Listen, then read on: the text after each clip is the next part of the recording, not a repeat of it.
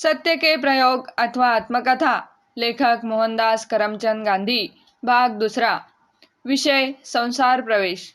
बड़े भाई ने मुझ पर बड़ी बड़ी आशाएं बांध रखी थी। उनको पैसे का, कीर्ति का और पद का लोभ बहुत था। उनका दिल बादशाही था।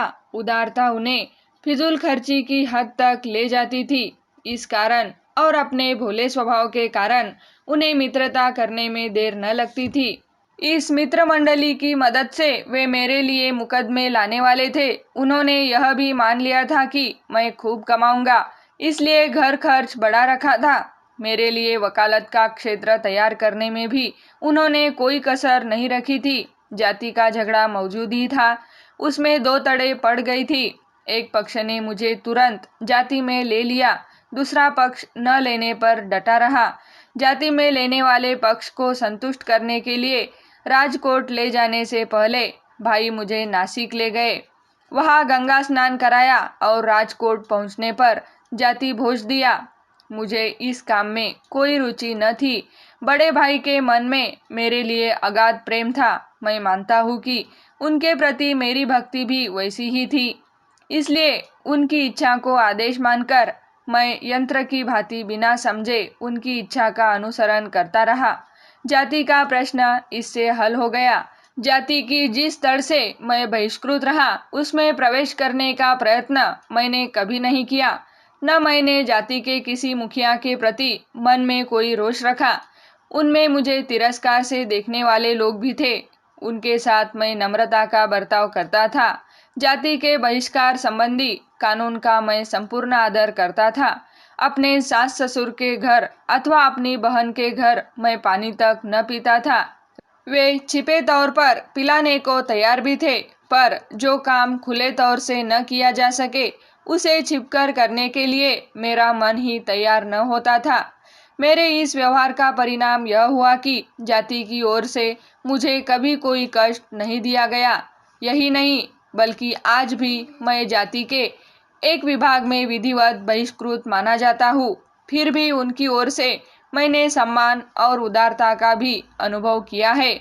उन्होंने मेरे कार्य में मुझे मदद भी दी है और मुझसे यह आशा तक नहीं रखी कि जाति के लिए मैं कुछ न कुछ करूं। मैं ऐसा मानता हूँ कि यह मधुर फल मेरे अप्रतिकार का ही परिणाम है। यदि मैंने जाति में सम्मिलित होने की खटपट की होती, अधिक तड़े पैदा करने का प्रयत्न किया होता, जाति वालों को छेड़ा चिढ़ाया होता, तो वे अवश्य मेरा विरोध करते और मैं विलायत से लौटते ही उदासीन और अलिप्त रहने के स्थान पर खटपट के फंदे में फंस जाता और केवल मिथ्यात्व का पोषण करने वाला बन जाता। पत्नी के साथ मेरा संबंध अब भी जैसा मैं चाहता था वैसा बना नहीं था। विलायत जाकर भी मैं अपने ईर्ष्यालु स्वभाव को छोड़ नहीं पाया था। हर बात में मेरा छिद्रान्वेषण और मेरा संशय वैसा ही बना रहा। इसमें मैं अपनी मनोकामनाएं पूरी न कर सका। पत्नी को अक्षर ज्ञान तो होना ही चाहिए। मैंने सोचा था कि यह काम मैं स्वयं करूंगा, पर मेरी विषयासक्ति ने मुझे यह काम करने ही न दिया और अपनी इस कमजोरी का गुस्सा मैंने पत्नी पर उतारा। एक समय तो ऐसा भी आया जब मैंने उसे उसके मायके ही भेज दिया और अतिशय कष्ट देने के बाद ही फिर से अपने साथ रखना स्वीकार किया। बाद में मैंने अनुभव किया कि इसमें मेरी नादानी के सिवा कुछ नहीं था।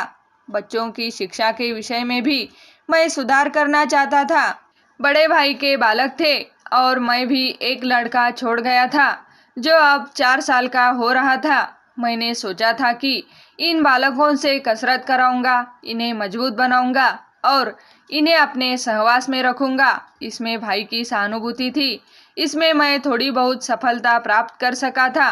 बच्चों का साथ मुझे बहुत रुचा और उनसे हंसी मजाक करने की मेरी आदत अब तक बनी हुई है।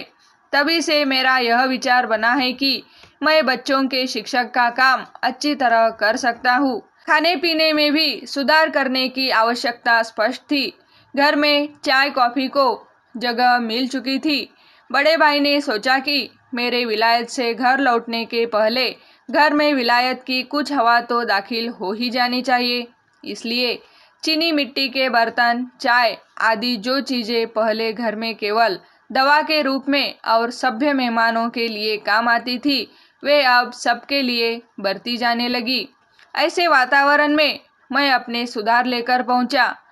ओटमील पॉरीज मतलब जई की लपसी को घर में जगह मिली। चाय कॉफ़ी के बदले कोको शुरू हुआ, पर यह परिवर्तन तो नाम मात्र को ही था। चाय कॉफ़ी के साथ कोको और बढ़ गया। बूट मोजे घर में घुस ही चुके थे। मैंने कोट पतलून से घर को पुनीत किया।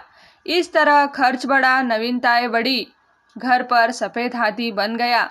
पर यह खर्च लाया कहाँ से जाए? राजकोट में तुरंत धंधा शुरू करता हूँ तो हंसी होती है। मेरे पास ज्ञान तो इतना भी न था कि राजकोट में पास हुए वकील के मुकाबले में खड़ा हो सकूँ। 30 पर फीस उससे 10 गुनी लेने का दावा। कौन मूर्ख मुवक्किल मुझे काम देता? अथवा कोई ऐसा मूर्ख मिल भी जाए तो क्या मैं अपने अज्ञान में धृष्टता और विश्वासघात की वृद्धि करके अपने ऊपर संसार का ऋण और बढ़ा लूं?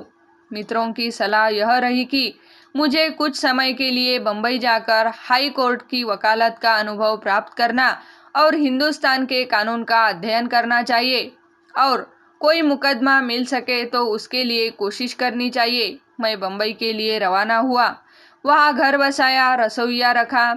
रसोइया मेरे जैसा ही था, ब्राह्मण था। मैंने उसे नौकर की तरह कभी रखा ही नहीं। यह ब्राह्मण नहाता था पर धोता नहीं था। उसकी धोती मैली, जनेऊ मैला। शास्त्र के अभ्यास से उसे कोई सरोकार नहीं, लेकिन अधिक अच्छा रसोइया कहाँ से लाता? क्यों रविशंकर? उसका नाम रविशंकर था। तुम रसोई बनाना तो जानते नहीं, पर संध्या आदि का क्या हाल है? क्या बताऊँ साहब, हल मेरा संध्या तर्पण है और कुदाल खटकरम है। अपने राम तो ऐसे ही ब्राह्मण है। कोई आप जैसा निभा ले तो निभ जाए, नहीं तो आखिर खेती तो अपनी है ही।